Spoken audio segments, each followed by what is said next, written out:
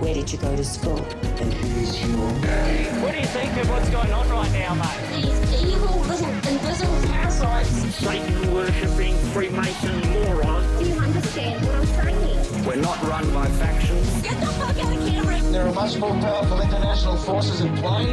Is this pink eye? Is this what pink eye is? I don't fucking know what's happening. I had to actually Google it, neo-Nazi men. Please go outside and look at the moon quickly. It's been crazy, guys, but guess what? It's how it is, mate. Mate, because I want to do it. Well, I ain't spending any time on it.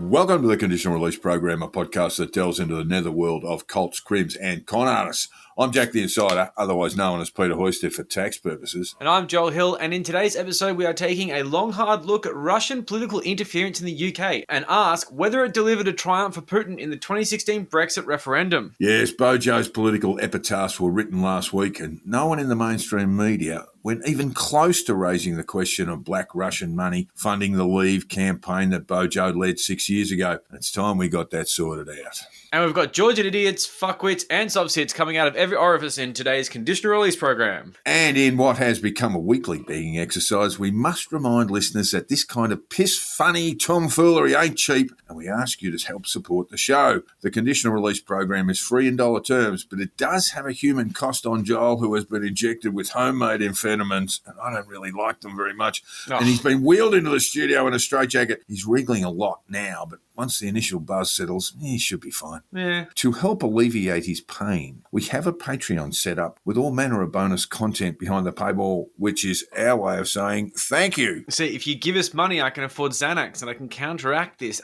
agitated feeling I've got. It's the homemade stuff. He makes it in a bath. It's great. It's good shit. Oh, you're just a prude. And you can find your way to all that nonsense by going to patreon.com/the Conditional Release Program and making a small investment. You do have to give us money. You can't just visit the website.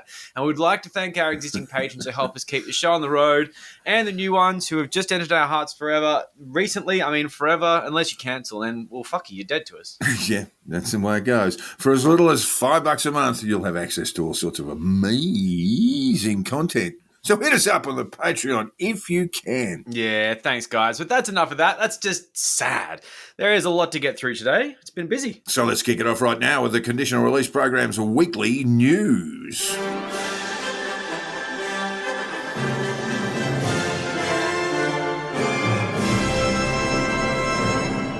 It has been a huge month for conspiracy theorists who are hanging out desperately for a win, and the recent demolition of the Georgia Guidestones has been chalked up as a huge victory, alongside the return of Q, which is apparently a sign the Great Awakening is imminent. We're all going to figure it out. These are portents. Portents. We're going to tell everyone that's wrong about everything how they were right about everything all along, which is what they are gagging for. But of course it's fucking not. Well, they also live in portents, which is another portent when you think about it, Joel. Yes, they are. Portents made of glad wrap. It's very sad.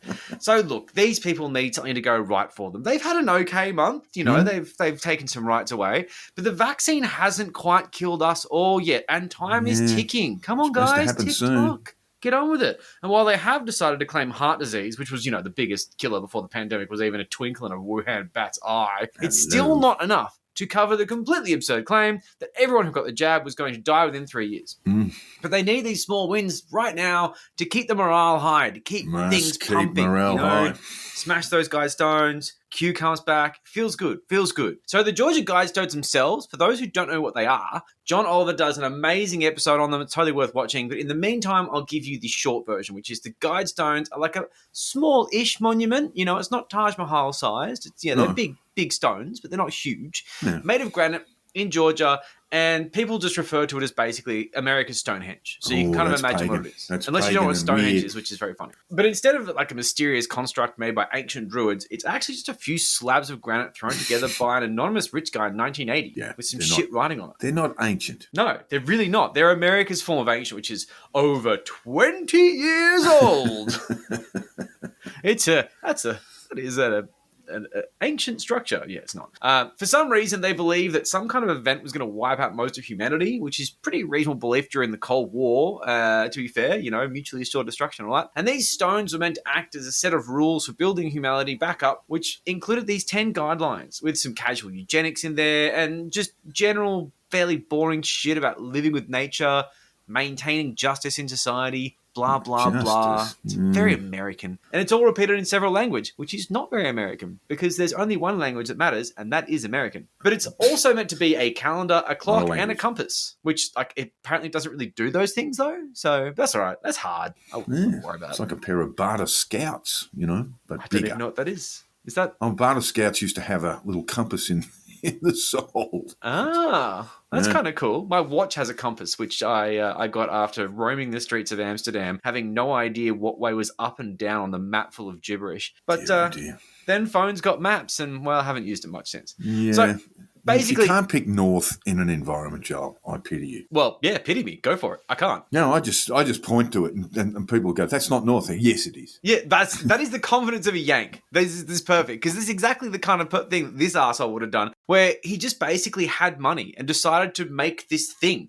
He would point north and just be like, "That's the way," because that must be north then. That's that north. is the American dream, to just have that level of pointless, banal confidence. It's called the Dunning-Kruger effect. And these Guidestones became a tourist attraction and a fixation for conspiracy theorists who saw it as a symbol of the New World Order because, I mean, all right, cool.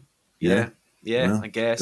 Gotta look at something. you Yeah, know? I mean, banal. So we covered the Stones in the Week in Pete Evans last year when Pete decided the sentence, this is a quote from the Stones, maintain humanity under 500 million in perpetual balance with nature, was in reference to how many people would be left after the jab killed us all. Why wouldn't it be? Well, yeah, 500 million, that's actually pretty good. It's a pretty good number. Cool. So we're still waiting on that, Pedro. We're still waiting on that one to happen. Yeah. But I don't know. It's you know, it's a matter of time. But anyway, that was a long walk to get to this point. Someone partially blew them up with a fairly impressive bomb, must say. It's on the video. And now they've been demolished for safety reasons with some big ass, you know, sort of cranes and shit. And cookers are celebrating. Yeah, this is very much like the Taliban. You know, this is Taliban-like behaviour, isn't it? It really is. And this is the thing that's so funny is because these fucking guys are the first people to get all pissy at Antifa for being like, no, you can't knock down that statue of that slave owner and that Confederate military asshole that like whipped black people. Yeah. But when it comes to satanic rocks, Robert no. E. Lee, for one. Happy fucking days. So I don't really know why they think this is a win, but after, you know, women had their reproductive rights taken away and the Supreme Court decided basically anyone should be able to go to Macca's with a gun in their pants, they're on a roll. So I think they're going to take anything at this point and just chalk it up as a bit of a win because it's been a pretty dire few years of not going to Christmas for the QAnon types. So the Guidestones have been defaced before in 2014. What did it say? Death to the New World Order. Original. You will not succeed. It's all in caps, by the way. And Jesus will beat you, Satanist. will Jesus beat you with like a stick, or will Jesus beat you like a defeat you? It's just It's hard to know. Because Jesus, These you know, he's not, people he's not really into sort of flogging people, is he? No, he's not a violent guy. Couple of floggings himself, but yeah. not really a beater. He's a sucker for punishment, but he's not a giver. He's a taker. So these are the sort of like, there are other slogans written in red spray paint, but it's like all banal bullshit. And after the vandalism, cameras were installed at the site, which captured the image of it basically just being partially destroyed by the explosion. And it was a thumper. Now, despite the footage and the car and the person on there, you can see it. No arrest has been made. There's a lot of incriminating evidence there. Oh, shitloads. And this is the thing, because there might be a good explanation for that as to who actually did it. This character is great. I love her. Failed Georgia gubernatorial primary candidate Candice Taylor. And gubernatorial primary candidate is basically just like running for the primary for running for governor.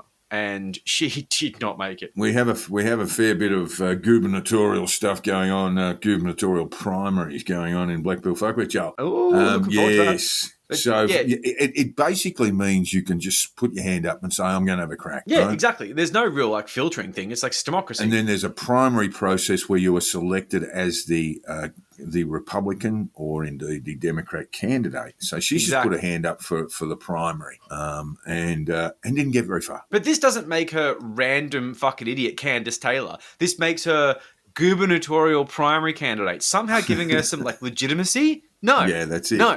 No, you just put your hand up and you got no fucking votes. So she suggested in a tweet that God had struck down the Guidestones. And she God, also some promised... detonators, yep. Yeah, well, yeah, God loves homemade explosives. And promised that she would demolish the stones if she was elected before the event. She's actually very funny, though. Her slogan was Jesus, guns, and babies. And her promise, one of her main core promises, was to stand up to the Luciferian cabal. Yeah. Okay.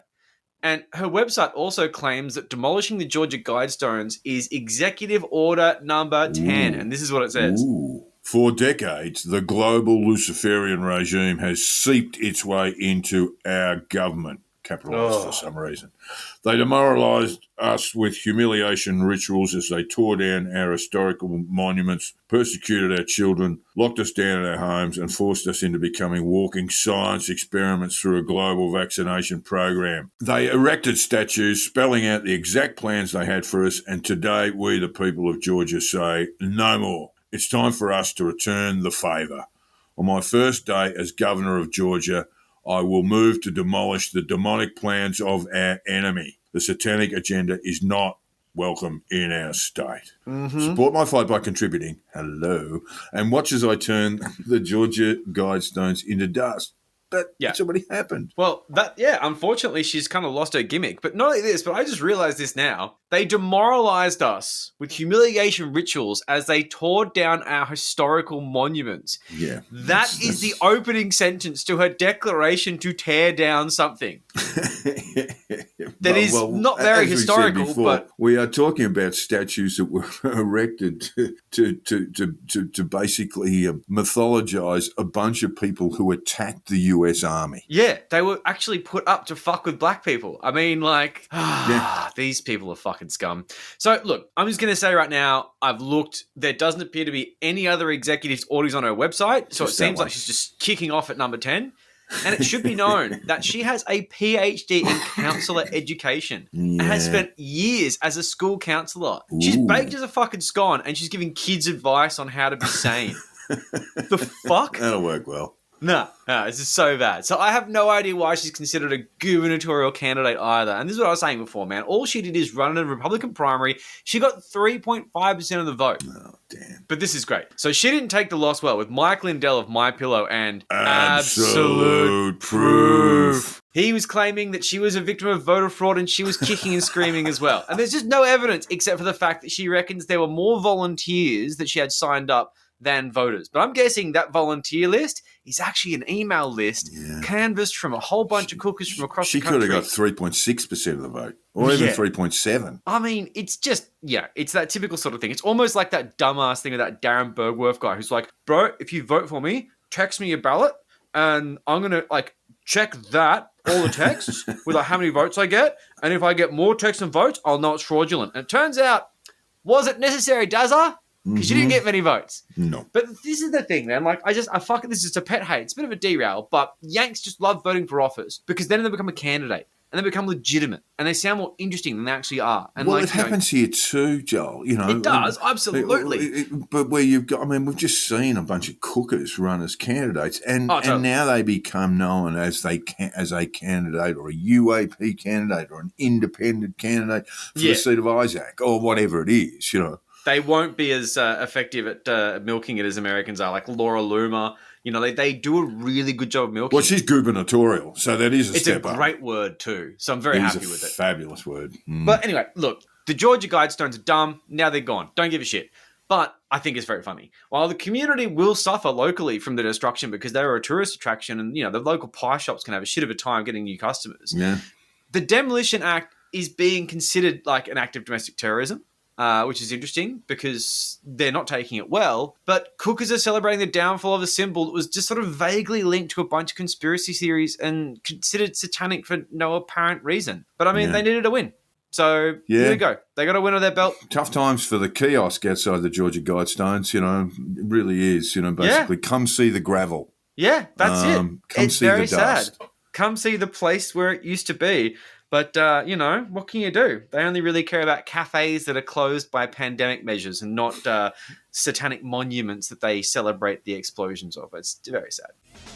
Money! I'll do anything for you. Money! Just tell me what you want me to do. Today's episode of the Conditional Release program is proudly brought to you buy Brett Kavanaugh's uterus. One previous owner only ever used to drive it to church on Sundays. Oh, low mileage. Supreme Court Justice Kavanaugh's uterus knows things that you and I don't. Like when you're a college grad with a belly full of piss, Sheilas absolutely love you and want them to show you their uteruses, no matter how many times they say no. No means yes. We all know that. Justice Kavanaugh's uterus can't be scraped, prodded or pierced. Remember your manners. Listeners, when a man and a woman who love each other very much decide to use Justice Kavanaugh's uterus, something magical happens, an egg is fertilised and cellular reproduction occurs. 10 minutes later, you've got a fully formed fetus with a heartbeat, a discerning mind, some booties and an amusing hat. Like one with the beer cans on the side and the straws that go down to your mouth. I've always wanted one of those.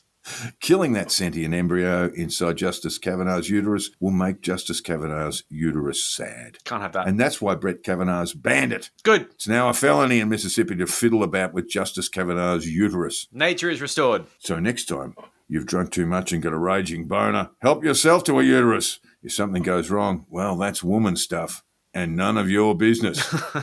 Remember, Justice Kavanaugh's uterus says every embryo is sacred. It's only after they clamber out of the womb that you can rape and kill them. Oh, too true. I think one of the first things it says within the Constitution is all laws within. And with the dulcet tones of walking constitutional go-getter Fanos Paniidis rattling at our eardrums, it means it's time for Which Black-Pilled Fuckwit Said That? The quiz show that points and laughs at the global fuckwit subset and asks, wouldn't it be better if we remove what passes for their brains with a can opener, a vegetable peeler and a cricket bat?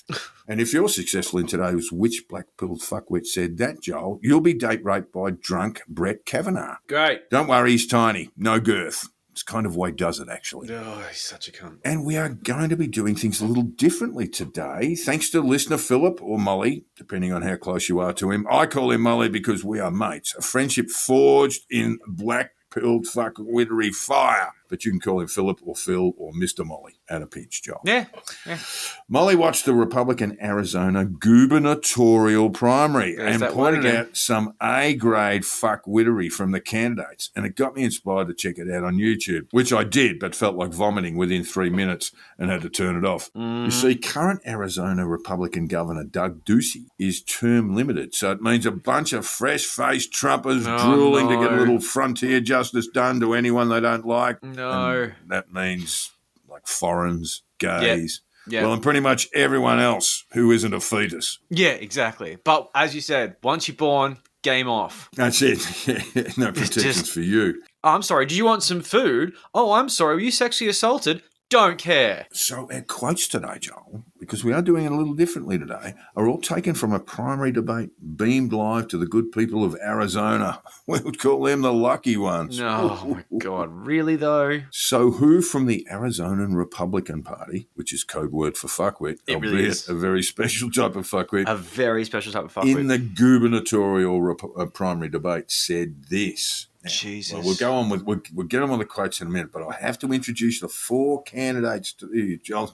None of them are household names, not even in Arizona, as it turns out. I'm going to just say this quickly, though. I'm so surprised that Arizona turned out to be the most cooked state in the US. It's a weird thing that's just sort of happened over the past few years. It's like a sort of like a side effect of Trump and MAGA movement, but they're fucked in the head. Yeah, I don't know. It's up there. I don't know. Oh my God, I don't think know they're if the I'd worst. agree with it. Oh Louisiana's man, pretty crazy. the recount with the cyber ninjas. You've got fucking Ron Watkins running for office in there, just causing all sorts of trouble. Yeah. I would say the most cooked shit I've seen from the US is coming from Arizona, which is you've got some real Quite a crazy competition. thrown around in the politics there. So Fucked the up. four gubernatorial candidates are, firstly, one, Kari Lake, who formerly worked as a news anchor for Fox 10 News in Phoenix, Arizona, said she is, and I quote, running on a platform of common sense conservatism dedicated to individual liberties, low taxes, limited regulation, and protecting Arizona's great Western heritage. The ongoing border crisis is nothing less than a national security and humanitarian disaster. Yeah, I will okay. not wait for Washington's approval or rely on the empty promises of faraway politicians to do what's best for Arizonans. Ooh. After I take my hand off the Bible, We are going to issue a declaration of invasion. Jesus. We are going to finish President Trump's wall. Oh, my God. And we are going to send our armed National Guard to the border and stop people from coming across. She started off with like the sort of annoying, boring, mid-rate conservative, and I'm thinking, when's this going to start to suck? And then it did. Did it? And it did. Take long. It did suck. Yeah, then she just went straight for the border crossing. What a horrible person. She's going to shoot fucking refugees. Kari Lake. Bear her in mind, Joe. And we get to our quotes later. Number 2 is Paola Tuliani Zen. Okay. And in a profile that she wrote, you're a Republican candidate for Arizona governor. I am. I came from humble beginnings and am self-made. Okay. Well, yeah. Really? I believe your parents did that. When I lost my father at 14, well, that was careless. You know, it's always in the last place you look. Did you look under the couch? When I lost my father at 14 and later lost my brother, well, that is really careless. You haven't learned any life lessons, although she claims she did learn life lessons and develop job skills. I learned trades from the ground up and rose in business to the managerial level in accounting, financial planning, marketing, leadership, and sales. I don't think anyone should have that many roles. I think maybe you've been bounced around various roles by lying on your CV and being fired as a result. Just saying. Yeah, that's a lot of different fields. This is kind of a small business owner's resume, really. Yeah. Through grit and determination, I led teams and got things done while still being a people person. Mm-hmm. I developed business acumen and learned how small business is the lifeblood of Arizona. I built, operated, and later sold La Dolce Vita Biscotti Company. Oh, I love biscotti. Yeah, I do like Scotty too. She's my favourite so far, which continues to this day in Glendale, Arizona. Well done. When I'm your new governor, good governance will return, and so will prosperity. I'll donate my salary. This is all right. And will devote my time to job creation, traditional academics in schools, lawful immigration at the border, fighting child sex trafficking. There it is. Hello. Preserving our gun rights. Hello. And our natural resources. You know, when the bits that we don't shoot up. Plus providing opportunities for all. So that's Paola Tuliani Zen. She sounds just Arizona style, normal. The small nod to QAnon, but that's actually not so bad. Not so bad. So you know she's got no chance of winning the primary. Number 3 is Scott Neely. In fact, 3 of the 4 gubernatorial primary candidates are women. So you know they're not from the Liberal Party. All right.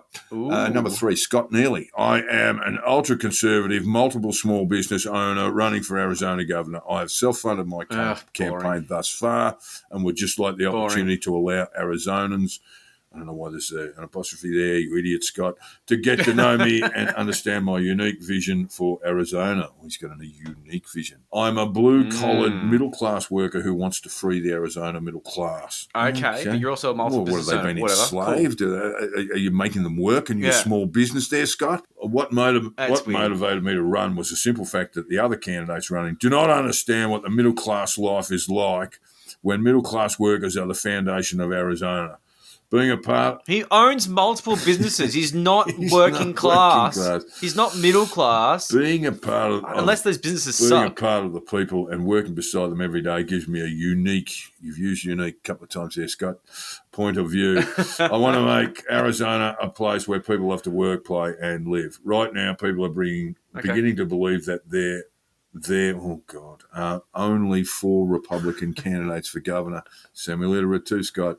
And it is my goal to change that and give them a different option, an option that involves me. I'm confident that the media, when it was not biased against people like myself without millions of dollars to spend on my campaign, I would receive exposure. He wants to expose himself. Don't do that, Scott. And the people of Arizona would enjoy my perspective and what I have to offer them. Again, I am with the people. And I am for the people, and I want to continue being for them if I am elected governor. So that's Scott. He's just boring a fucking bonehead fucking idiot. Yeah, if he doesn't understand class. He doesn't understand class. You are the owner of the means of production. Yeah. So you can't be the worker middle class, mate. because you own the means. Petty bourgeoisie. Idiot. All right, number 4, Aaron Taylor Robinson. She's the one with the big plaudits on her. In fact, Ducey actually gave her a bit of a pump up as well. But Aaron Taylor Robinson said during a campaign for the Republican primary nomination, Taylor Robson refused to say whether, if she had been governor, she would have certified the results of the 2020 presidential election in Arizona, in which Joe Biden defeated Trump, as we know. She questioned the legitimacy of the election, asserting that the elections weren't fair and that, and I quote again, our election was absolutely not fair. Oh, okay, great. During her campaign, Taylor Robinson said that she would enforce Arizona's pre-Roe abortion ban. That's a trigger law, Joel, which would criminalise the procedure in most circumstances. She runs a small business, which is easy to do because her husband is a billionaire. Of course. You can sell whatever tat you like. And it doesn't matter if no one buys it because your husband is a billionaire. That is like most of Mossman and Avalon. I swear to God, you go in these stores and you're like, someone's bankrolling this because you're bored. So that's who we've got. We've got Kari Lake, Paola Tuliani Zen, and Scott Neely and Aaron Taylor Robinson. So during the debate, who said this? 200,000 minimum ballots were trafficked by mules. Ooh. And this is response to the 20,000 Mules documentary. You can guess the contest. It's 2020 election. Dinesh D'Souza. So 200,000 minimum ballots were trafficked by mules. I'm just guessing Aaron Taylor Robinson. I'm afraid not. It was, in fact, former news anchor at Fox 10 News in Phoenix, Arizona, Kari Lake, who said, they were trafficked by mules. She's got that from the video, the movie. I still haven't watched it yet. I don't really want to, though. I just know it's crap. It's just going to be shit. Okay. So quote two, this is a beauty. Why not get high-tech people that are going to be on the machines that are Republicans and Democrats? Republicans. Get supervisors, equal amounts. So this was obviously a conversation like the one with Kari Lake, conversation in the debate about electoral fraud. And so someone has said, why not get high-tech people that are going to be on the machines that are Republicans and Democrats? And she says Republicans again, as if she hadn't said it quite enough. And then says, get supervisors, equal amounts from each party is what she's suggesting. Or he, I should say. Or it could be he. I'm going with Scott then. No, it's not. It's not Scott either. Oh, this is terrible, Joel. No, it was, in fact, Paola Tuliani Zen. Oh, that was my gut until you said he. And then I was like, by the way, already happens. You get high-tech people. Well, maybe not high-tech people, but there are people from the Republican Party. There are people from the Democrat Party. People. There are supervisors. There are electoral staff, and there are a partisan or party staff there. And they watch over things, and this happens all the time. All the time. Every election.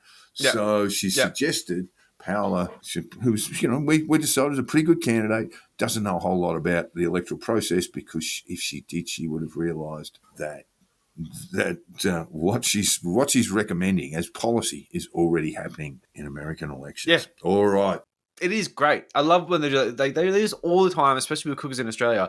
We need to have this, that, the other thing. We need to have people scrutinising the vote in the voting room. Do that now. And it's like, do that they're now. called Doing scrutineers. that It's like a thing. We do that already. It's a thing. It's like, well, why can't I go in there? It's like, well, you don't just rock up and call yourself a scrutineer, idiot. It's a process.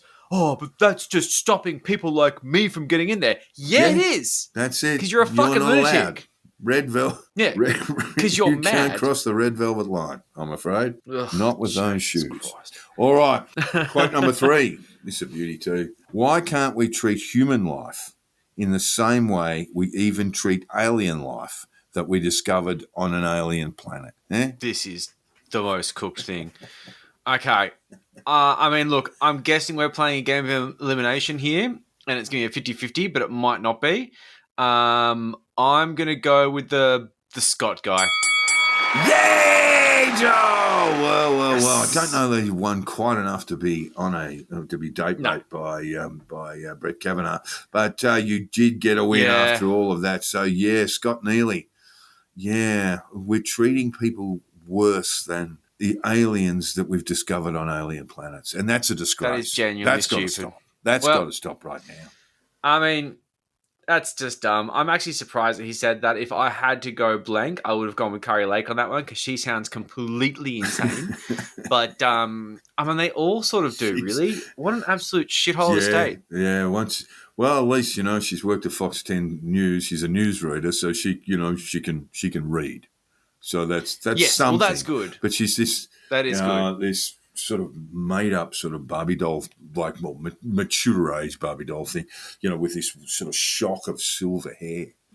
She's quite alarming. Interesting. To look at. I can only tell you that the Aaron Taylor Robinson with the billionaire husband is the most likely to win that primary.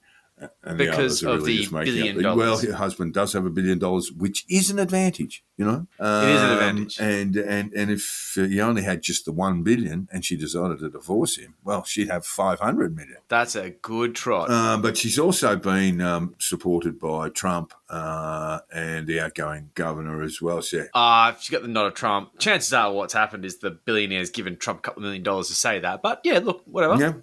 Yeah.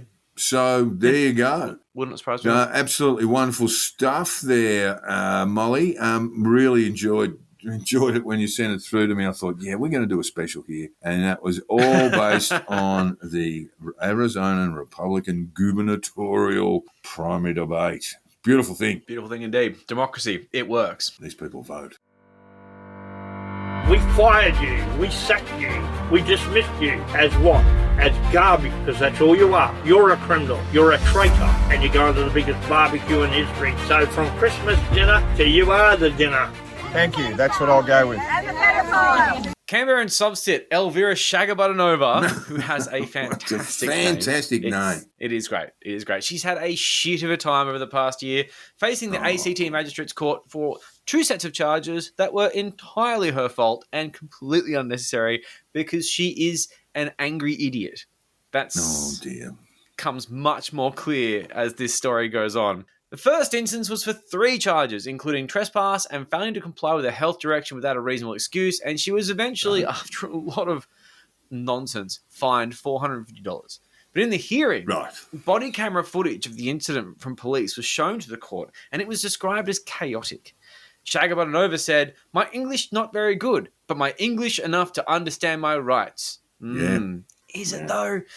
Yeah, it probably isn't. She appeared to film the police on her phone, asked for their names, textbook, and wanted them to answer a question. Am I a living woman? It's an easy answer. And the cop just said, "You are, let's go, ma'am." But this is a sad bit. She was there with her kids, and during this bizarre and pointless altercation, she was holding a crying child, which is, let's face it, classic subversive behavior, but still very sad nonetheless. A police officer told her, "The only reason I'm not touching you is because you've got a child in your hands, otherwise you'd be in handcuffs." And that's why she had the child in her hands. Go on. Using the child as a shield. That's what they do. She finally left the store, still refusing to give her name, and she told police, "You can call me living woman, that's it." After authorities organised for her children to be transferred into the care of a family member, she was taken into custody for 6 days. Wow. But when she faced the magistrate's court, she claimed that she was a sovereign state and therefore could not be charged. An entire country. Yes, just a sovereign state. I don't know how the mechanics of that work, but what I will say is that legal strategy did not work. Shagabutanova is Russian, don't know if you guessed that, so an interpreter was provided. As she said, her English wasn't great, but this makes it so much funnier because some poor fucking bastard had to translate this insane bullshit from Russian to English, but like with a straight face. If you start laughing, like that's not cool. That's the skill. That's the skill required of a translator. Yeah. You can't laugh. So these are some of the great quotes from her. "I'm not a person. You can't charge me as a person." Classic. Yeah, great logic. Is the judge here representing a person who's alive, or is the judge representing the state? There's a conundrum. Oh, tricky. Because she is a state. She's a country. I know. She flip-flops on that And she's also a woman. Yeah. And we're not quite sure about that. Does the judge have the right to judge a person who's alive, a man or a woman? And that's a question, apparently. There's like an inflection there. Oh, fucking don't know. Yeah. Is this court sovereign? If yes, please present the documents. Show us your deeds and titles. Deeds and titles, mate. Does the judge or the court have unlimited financial liability? Rob Sudi would know that. Yeah. I don't know what that means. I missed that one. Rob would know. I don't know what it means. Yes, Rob would know that it's just basically saying, look, if I manage to, this is what I think it means. If I manage to sort of winkle a victory here, and sue the court, how much have you got? How much you got lying around? I would like $1 trillion in gold, please. Yes, there you go. Mark the check out to Bruce. So far at this point, the score is clearly subset 0. The man won. Yeah, definitely a 0. $400 fine, $450 fine. General embarrassment. Sort of having your name dragged through the mud because you're an idiot. The Shagabud Nova was not done yet. This year, she got done for driving while suspended and then 2 counts of assaulting a frontline community service provider and 3 counts of resisting a territory public official. Now, I'm just going to throw it out there and say that I'm guessing the body cam footage would also be described as chaotic. Chaotic. Definitely chaotic. Lot going on. Very chaotic. I just want to know what the counts are. Like, what are the counts? I would love more of this story, to be honest. She was also charged with 3 counts of damaging property worth less than $5,000, which the court heard related to sunglasses, reading glasses, and a shoulder light. Oh dear! I don't know what that is. I don't know what's going on there. I'm worried. It's not a physical. Oh yes, no. That would involve the assault of the front line. What did she do with the sunglasses and reading glasses? I'm going to say that has to do with the 2 counts of assault frontline community service provider who wears sunglasses and reading glasses and has a shoulder light. Yes, had a shoulder light until whatever she did with it happened. Did have a shoulder light. So Shagabud Nova was supposed to appear by audio-visual link from a remote room, but requested to appear in person. The matter was adjourned until the afternoon, where she apparently made a beeline for the back of the courtroom. Yeah, that's a soft sit thing. Like, she was brought up from the cells, just went straight to the back, and the ACT Corrective Service Officer said, "What are you doing?" And she just pushed past him, and then, this is the description in an article, took up a position deep in courtroom instead of at the bar table. And I don't get it. If this is a soft sit thing, I've never seen it before. It seems insane. Oh no, yeah, that is a soft sit thing. And it's actually one of those things where they say once you enter a courtroom, that is a contract that you've entered into that contract with the court themselves. That makes a lot of sense. Yeah, textbook stuff. So yes, that's why she was reluctant to step up, essentially into the dock, but essentially up to the bar table. Because that's acceptance. Yeah.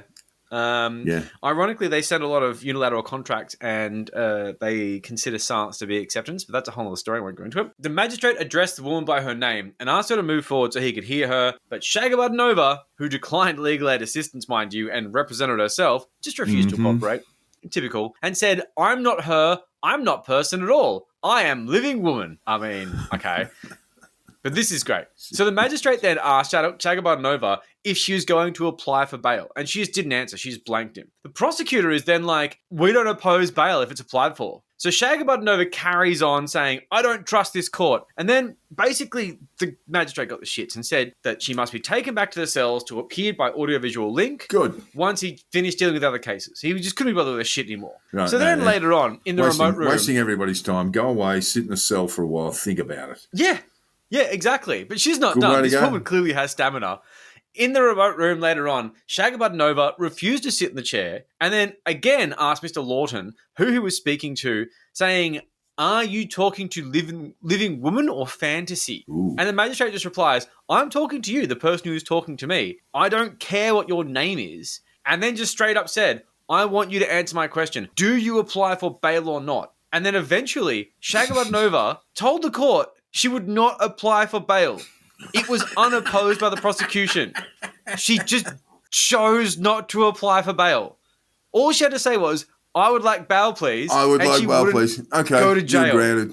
Here are some, and it would have been very modest conditions attached to a bail. It's insane. But she just went, she would not apply for bail, and now she's been remanded in custody jail. It was just the most bizarre thing. So, yeah, her next date is in a couple of weeks, and I would say that's probably subset 0, the man 2 at this point. Oh, yeah, that's a 2-0 beating. That's a 2-0 thrashing. That is a 2-0. Didn't apply for bail. Unopposed. Fuck me. I still haven't worked it out yet. And if you haven't worked it out, keep asking the question. And keep looking for the answers. because it's irrelevant. Boris Johnson, otherwise known as Bojo to his mates, has resigned as PM, or at least so he says, because it's a very odd sort of resignation that will have him in number 10 Downing Street until September, which is fucking ages away. Can be as late as October. That's but ridiculous. They say they'll be able to get it done by September. What a half-assed resignation. So he's a caretaker PM, but not in a constitutional sense, and he's still fucking PM. His advice, technically at least, must be accepted by the Queen, which throws up all manner of delicious scenarios that could be in the works. He could call for an election, for example. It's not very likely because, it may not go well. But it's just that he could. I mean, he could do. He's still the Prime Minister. And this is the thing. I don't think we've heard the last of his, sort of this resignation. Or, let's face it, the last from Johnson. Yeah, I just don't think it's the last we're going to hear from Bojo. No. I mean, in this particular period of his prime ministerial life. Can you call him Bojo? Are you mates with him? Okay, cool. Yeah, I am. Well, you're not friends with Putin. But we'll talk about that. Yeah, no, that's right. No, but Johnson is the PM who got Brexit done. That's what everyone was saying about him. Claim to him fame. after that he was really the only man who could have done. Was that a good thing though? Brexit. Of course, is the UK leaving the EU common market. And that is the largest trading and economic bloc in the world that is literally 30 kilometres across the English Channel. Just leaving that terrific idea. Idiots. There are economic consequences, of course. It's a big trading partner to sever off with. And while many of them haven't been as bad as predicted, the whole thing of truck lines going from Poland to London, what the UK can expect is a long duration of high unemployment due to cataclysmic shifts in the economy, low productivity, cataclysmic shifts in the economy, low wages as a result of all those things combined, and low economic growth once again.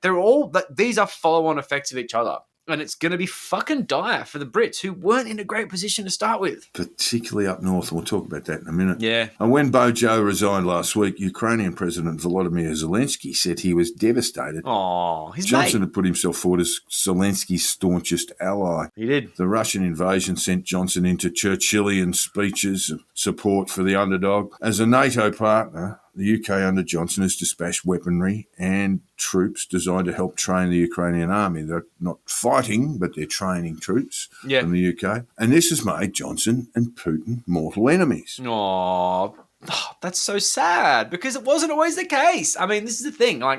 Bojo, we're mates now as well, he's the man who got Brexit done.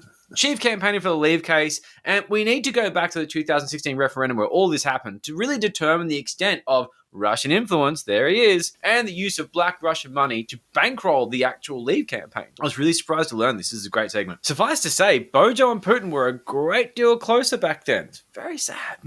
The truth is we may never know the extent of Russian influence on UK politics around that period. The Tory party, riven in two over Brexit, has ensured that it was not properly investigated to avoid further pressure on the party room. That was the Theresa May view, and it remains so under Bojo. Because according to the UK Parliament's Intelligence and Security Committee, the UK government does not know and incredibly did not try to find out what happened around 2016. Yep. There was a report in 2020, long delayed by Johnson, who did not want it made public. I bet. And it delayed it from becoming public for 9 months in that year. And it was called the Russia Report. It's a 55-page assessment of Russia's malign interference in UK politics, produced by an independent committee of 9 members of Parliament from several political parties, including the ruling Conservatives, and the report became highly controversial because it's damning. It says that the government, this is the Johnson government, and prior to that, the May government, both Conservative governments, along with its intelligence and security services, and I quote from the report now, underestimated the response required to the Russian threat and are still playing catch-up, unquote. It asserts that, and I quote again, Russian influence in the UK is the new normal.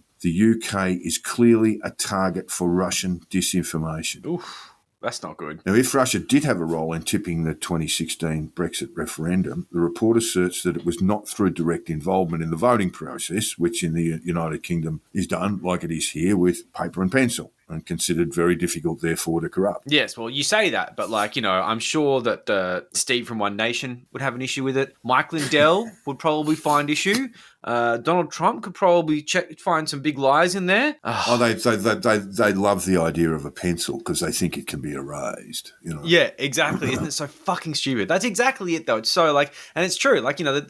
The thing done with paper, Clive Palmer will probably tell you that, someone put some votes in the back of someone's car. They didn't, though. No one ever does. It's ridiculous. It's a good to see a solid, basic voting system. That's what we've got. Yeah, paper and pencil. It works. It works. But the Russia report, leaves open the possibility that Moscow-based information operations, especially through social media and Russian state-funded broadcasters like Sputnik and RT, and backed up by a targeted support to influential voices within UK politics, may well have been a significant factor. Crucially, the UK government is accused of making a deliberate effort not to find out how Russian influence may have affected the June 2016 vote. This is all the more incredulous because the government admits that there was Russian interference in the 2014 Scottish referendum, declaring it the first time that Russia directly interfered in a Western election. 2014. The government also admits that Russia interfered in the December 2019 general election, and this information makes the lack of preparedness for 2016 and the subsequent general election 3 years later, and lack of response all the more stunning. The report rightly calls for a thorough inquiry. The UK government, under Boris Johnson, has so far rejected that call. Well, it won't happen now. Yeah. It simply just won't happen, certainly not sense. under his leadership. The report also draws an unfavourable comparison between the United Kingdom and the United States on their investigative responses to Russian meddling. It says Downing Street did not take action to protect the United Kingdom's electoral processes in 2016, and goes on, quote again, the committee has not been provided with any post-referendum assessment, in stark contrast to the US response to reports of interference in the 2016 presidential election. So the Yanks had Muller, and the Brits had nothing. And so the report asked for a British equivalent, which would be a Royal Commission type judicial inquiry into Russian interference into its 2016 referendum and its 2019 general election. As well as election interference and disinformation operations, the report cites a range of other ways in which Russia is engaging with the United Kingdom, some of which have a potential to be malign. Many of these focus on money and especially property in London. Anyone who knows people who are living in London will tell you that Russians are not very far away, certainly prior to the invasion. And London remains a popular investment for oligarchs with a historic connection to President Putin. The report says some of their illicit finance, and I'm quoting now, has been recycled through the London laundromat, their term, and comments on their connections to, quote, political figures, unquote, including potential violations of campaign financing, and also notes that this has led to a growth industry of enablers, including lawyers, accountants, and estate agents who are wittingly or unwittingly de facto agents of the Russian state by not following UK law about property purchases. So I guess we've got to get back to this whole idea of why would Putin support Brexit? Now, there's a general view, and Joel, you and I can talk about it. Putin loves chaos in the West. That's what he loves. That's what he thrives on. So when we look at Syria, we were talking about this earlier this morning, when we talk about the Syrian civil war, for example, yes, Russia had interest in Damascus. Yes, Russia has a Mediterranean port supplied by the government of Syria, the Assad government of Syria. But it also was in the business of wreaking as much havoc in Syria itself to create a wave of refugees, displaced persons leaving the country and going to Europe. And that caused all sorts of problems, political issues with great shifts to the right in places like Hungary and Austria and Poland in response to, these, threats. We've seen them in our own country, the sort of threats to immigration that sort of waves of refugees will cause. Absolutely. It's been a nightmare. So that's the first thing. That's the first thing to note. Putin gets off on chaos. When there's chaos in the West, Putin's basically winning. Yeah, absolutely. I mean, like he's done it to the States. Yeah, but then there are some specifics about this. I mean, Putin intensely dislikes the role of the EU as a supranational body of Western democracies. He was furious when the EU imposed sanctions on Russia after Putin's violent 2014 annexation of Crimea. Maybe it was you, Putin. Maybe you were the problem there. Maybe you were the dick. Well, here's the thing. Here's the thing to think about with someone like Johnson, who clearly would have understood that Brexit would be a triumph for Putin, Yeah. understood his interests were being served by this, and did it just 2 years after Russia has annexed Crimea. Yeah. Putin's foreign policy is easily summed up. Russia forward, America backwards, and Europe rent asunder, torn apart. Yeah. That's what he wants. And Putin also despised the EU Commission's competition directorate using EU law to stop Gazprom, which is the Russian majority state-owned multinational energy corporation's monopolistic practices in EU energy supply chains. Yeah. And they didn't work. The truth of the matter is the EU didn't work hard enough there, but at the same time they did work to try and prevent, Europe had gone fat and lazy on cheap Russian energy. Yeah, and big time. that's what they've got a major problem with now. Mm-hmm. Anyway, if you didn't think there was money flying around from Russia into Europe, Europe's politics, we know for a fact, and it's been acknowledged, that Putin funded other anti-EU politicians like Marine Le Pen in France. Common knowledge. The German right-wing populist party Alternative for Germany was funded by Russia, and the anti-EU Lega party of Matteo Salvini was similarly funded by Russia, in part at least. Russia being the source of donations to Le Pen or Salvini. It was, in a way, the continuation of a long-standing Russian practice since the revolution, really, of providing money for politicians and organisations which sympathise with Russian foreign policy objectives. Yeah, I mean, it's in their interest, right? I mean, they're going to do their interests.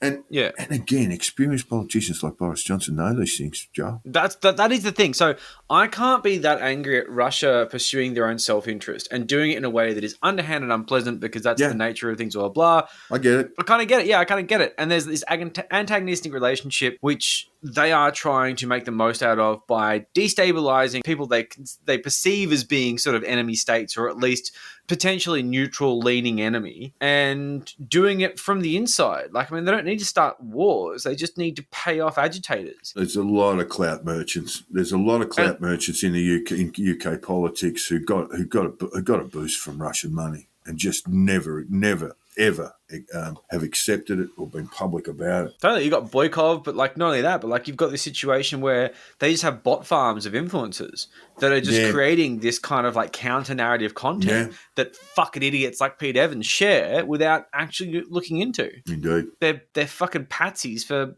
Russian foreign policy. They don't even realize it. Fucking morons. Yeah, they do. Pete Evans is, basically, it really is. It's embarrassing. For Putin-style politics. Fucking moron. But now we get to the money, and that's where it really gets murky. And one figure stands out, and that's an £8.4 million was the biggest political donation in British history. It wouldn't be the biggest in ours, by the way, but it is the biggest political donation in British history. £8.4 million made by Aaron Banks, an insurance salesman who claimed to be uneasy about immigration and who's opposed to British membership of the European Union.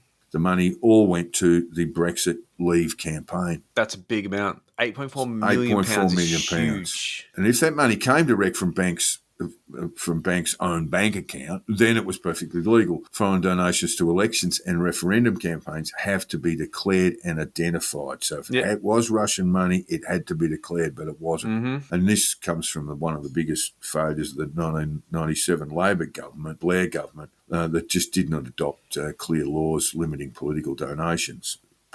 Political parties shouldn't be in charge of these things. No. Electoral reform and funding laws, donation laws, because politicians will just say, we want easy money. Yeah, absolutely. It's like truth and advertising laws. In their interest. It's not in their interest. It's disgusting. So Britain failed to ban donations by rich individuals or rich trade unions who want to buy influence. It's still these problems still exist. Of course. The trouble is that Aaron Banks, the insurance salesman, company manager, company owner, didn't have that sort of cash lying around, not £8.4 million pounds. He had been a donor to the Tories and did also give UKIP, the United Kingdom Independence Party, £100,000 for party funds.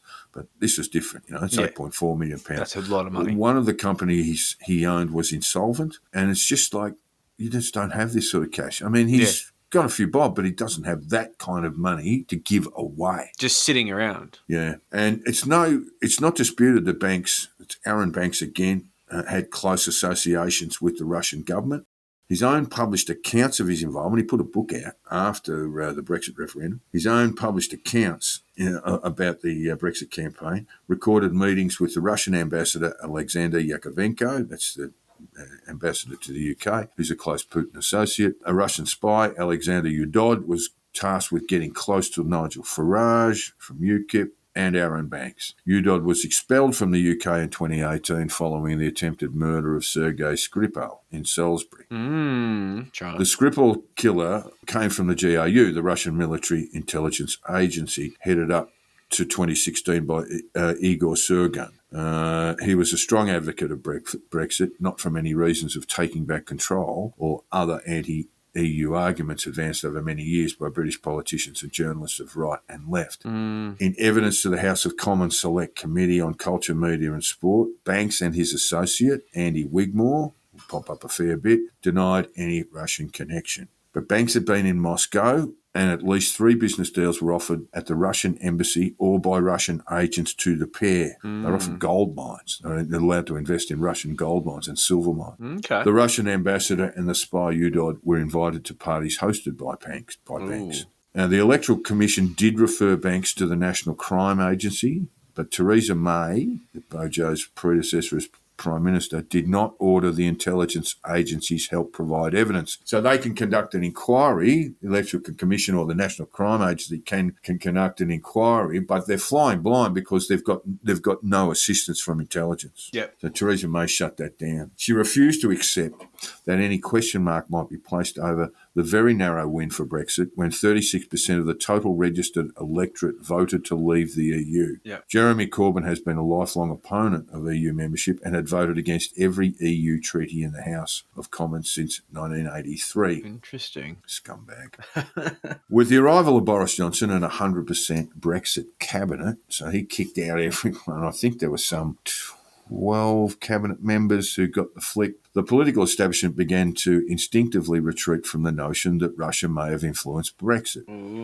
Everyone's just moving on, Here we go. We're going to deal with Brexit now because everyone voted for it. Yeah. Labor's new leader, Sir Keir Starmer, also wants to shut down Brexit, believing that to challenge it would alienate Labor red wall voters who were voted out in 2016. Half of which probably regret their votes. Oh, sorry, who voted to leave in 2016. Yeah. Do we know what the red wall is? Do I need to explain that? Basically, I should, I suppose.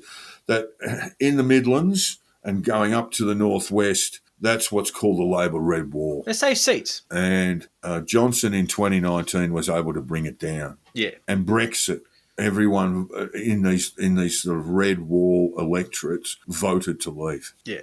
London had a very strong Remain response, but in the north, east of the country, and in the Midlands in particular, essentially rural Britain, with the possible exception of the south of the country, they voted in fairly large numbers to leave. Yeah. It was bizarre. In a book called Going Dark, the author Julia Ebner, who's a researcher at London's Institute for Strategic Dialogue, reports on Russia's Internet Research Agency, a Putin trolling operation that reached 1 in 3 Americans between 2015 and 2017 when Putin tried to get Trump elected. There's no doubt about that. No, we can't even.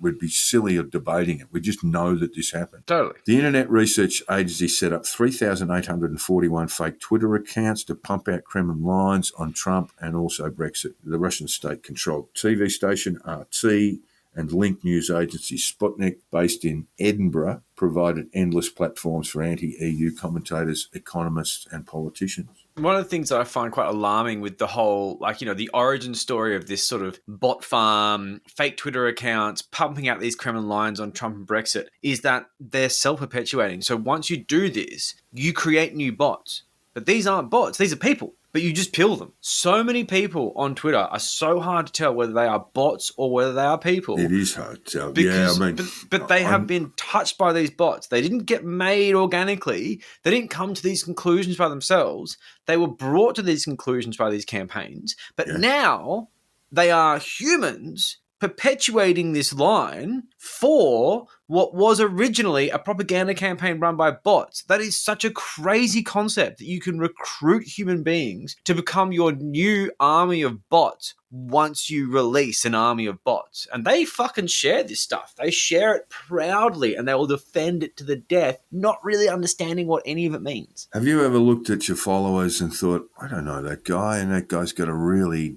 dodgy-looking Twitter handle? Got a few recently. Yeah, I've got a few too. One with a Hindi one that made no sense at all. Yeah, one guy looked like she was crypto, Japanese. One guy was a crypto character. I mean, they're almost certainly bots. Certainly bots. I'd have quite a few bot followers, I think. Yeah, meanwhile, the fate of Britons who supported Brexit and those who didn't has been settled, Worst affected will be those who fell for Johnson's claims of economic and social freedom. Yes, they used those terms. Boris Johnson used that term, that Brexit was freedom. Yeah. That was one of his claims. And those people who fell for that nonsense live in the areas where Brexit will hit hardest. Yeah. North of England, those red wall areas. People actually voted against self-interest. Oh, yeah. I mean, not surprised. Unemployment will rise in these areas worse. Wages growth will slow. Economic growth will be restrained in those areas in particular. Yeah. And so by not uncovering the origins of that £8.4 million and not having any curiosity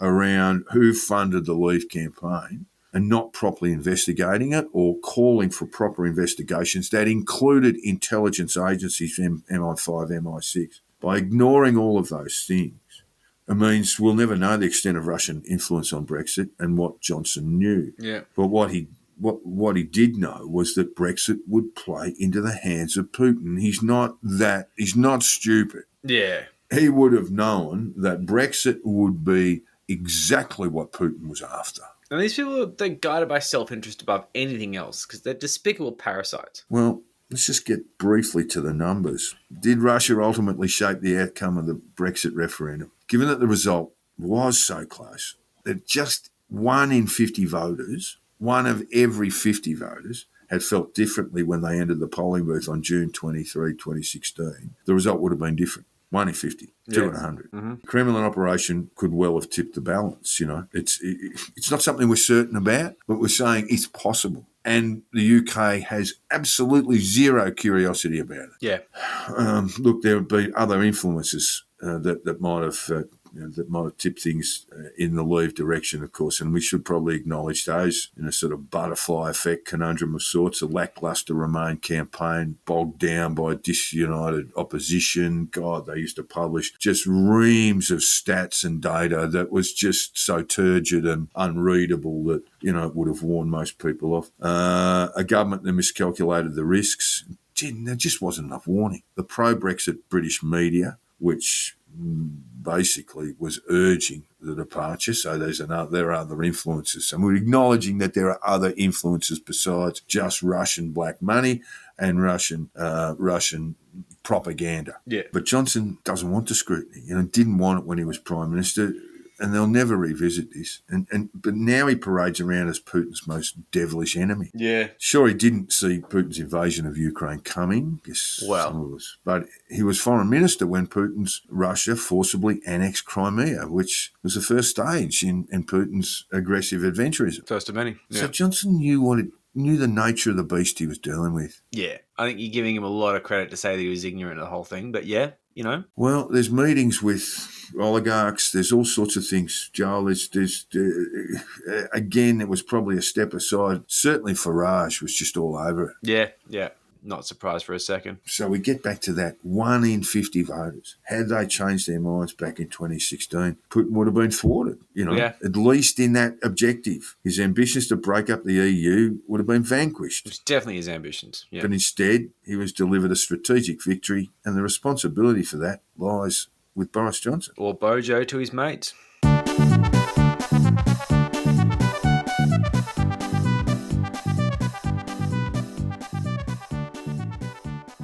It has been a huge week in Pete Evans, with Pure Blood Pete really taking the warning from last week to heart and putting in the hard yards to make sure this segment stays all about him. Good on him. Oh, bless his heart. Sure, Zippy's been kind of funny this week. He's been learning how to Twitter, and he's twittering every little Sky News and Spectator article he comes across, anything that piques his interest. He's had some utterly shit takes, and his media diet is clearly actually toxic, but a fascinating look into what makes someone like him, what creates this awful beast. He's learning. Yeah, he's learning how to be more shit. But old Zip's got nothing on Pete. I mean, Pete posts the actual good shit. You, Pete. And when I said he had to make me furiously upset to keep his spot at the tail of the show, I am fucking fuming. He has decided to show up and give me the utter shits. It's like he's listening. I dread to think. There was a lot to choose from this week, with Pete putting in his 2 cents through all his toxic Telegram feed, but this one is my personal favourite quote, and this is from the man himself. You can't go to the snow for a ski without getting into the icy cold creek for a dip. Ooh, that's very proverbial of him. Yeah, don't. And for the record, cold water immersion, adequate sun exposure, here we go, and nutrient-dense food is way better for our immune system, not a doctor, than some poisonous concoction in a syringe created by a company for profit. And the only side effects from connecting to nature is more joy, more flow, and perhaps even a few more decades to have fun and generate love in this manifested reality. Peace, love, emojis. Mm-hmm. Now, Pete, I'm just going to ask you this question here. You masochistic fuck. What is with you and pointless self-harm? I'm just going to give you this for the record. You absolutely can go to the snow for a ski without getting into an icy cold creek, you crazy fucking idiot. Yeah, you don't have to do that. It's not even that beneficial. That. You know what's really funny about the side effects you're talking about here? In studies, they have seen that the side effect of going for icy cold baths can be death. Yep. Shock. We don't mention those, do we? Because we're just obsessed with this idea that everything is fine and whatever you do is horses and fucking rainbows. So let's just go back to that record again. Cold water immersion, if you want to go down that path, has a cumulative effect on immunity, which is minimal at best. One of the few studies that actually showed an improvement in immune response from infection was a Dutch study to Sports Center that combined several different elements in the same study, so it's very hard to say where they correlate, and daily cold baths are only one aspect. What Pete is more interested in is the sales pitch from the Wim Hof method. This fucking Dutch show pony outdoorsy guy that makes these absurd claims based on all the shit he does, like going and walking in cold places and having ice baths and being a bit of a prat. But of course he sells people this dream of wellness, mostly through personal suffering because, he's Dutch. That's what the Dutch are fucking like. It's strange. Just selling the Dutch dream is weird. Just for some euros. So going for a cold swim isn't going to make you Superman, Pete. It's just not how it works. I'm sorry to break your dreams, but it fucking isn't. It's mostly going to make you feel cold, but let's not get in the way of this sort of feel-good platitude and this sense of fucking enlightenment crap that you've got going for you. Do you reckon he's going to start flogging stuff? Ice bars and what have you? Oh, no, he was, yeah. He just needs a Pete Evans method. What's that going to be? Eat liver and, I don't know, share conspiracy memes. Guys are fucking flogged. This is the thing that really shits me, and this is what really hurt me about this quote, is that it always has to come back to the vaccine. Like, why are you so fixated on COVID-19 vaccines? Just move on. Like, I guess you do think it's going to kill everyone on planet Earth, but that's just because you're an idiot. What can you do? But, here's a fucking newsflash for you, Pete. Vaccinated people can swim in cold creeks too. I know this is comes as a shock to you. Vaccinated people, maybe us excluded, often eat nutrient-dense, healthy food. Yeah, that's not me. But why are you like this, Pete? It makes no fucking sense at all. Vaccinated people do all these things. Some of them don't even wear sunscreen. That'll make you very happy, you fucking idiot. And speaking of the Dutch, old pastoral Pete over here is all about the farmers again. Oh, yes. Pushing the disinformation trope that the Netherlands are shutting down farms to meet climate goals. So one of the tweets he posted reads this. The Netherlands is one of the largest exporters of food in the world. Not really. Dozens of farms are being shut down in the Netherlands to meet climate goals. They are literally creating the food crisis. Yeah. There have been protests in Southern Holland over reductions of cattle, Joel. Yes, they have. And they've got very, very messy with with farmers driving tractors through police cordons and so forth. Yeah. Shots were fired last week. Shots were fired, yeah. It's gotten pretty heavy. But one thing we have to clarify here, of course, his tweet is lazy as fuck. Not to meet climate goals. It's not about climate goals. What it is to reduce the insane amount of pollutants that are being emitted next to nature reserves in the Netherlands. You remember acid rain? That's this. This is acid rain we're talking about here. Farmers in the Netherlands are up in arms because they want to keep making money and not be interrupted by pesky environmental concerns, things that don't affect them directly, but they directly impact themselves. This sort of back and forth has been going on for ages. It's not even just now. It's been going on since 2019. It's just recently hit the headlines because, well, let's face it, shots were fired. Yeah. But recently it's also been picked up by CCP bots, as we were speaking at before, but this time with the Chinese Communist Party, maybe Russia as well, but this one didn't mention that, trying to push his disruptive narrative into gullible conspiracy circles in the West. And it's fucking worked, because idiots like Pete love this kind of outrage porn. And it's even better than a cold swim. It wakes them up, makes them feel alive again. You fucking morons. The truth is, the Netherlands has some of the most dense farming in the world, and it is fucking with nearby nature reserves and poisoning the soil. And while the emissions from farming in the Netherlands is an issue, it's not about emissions, Pete.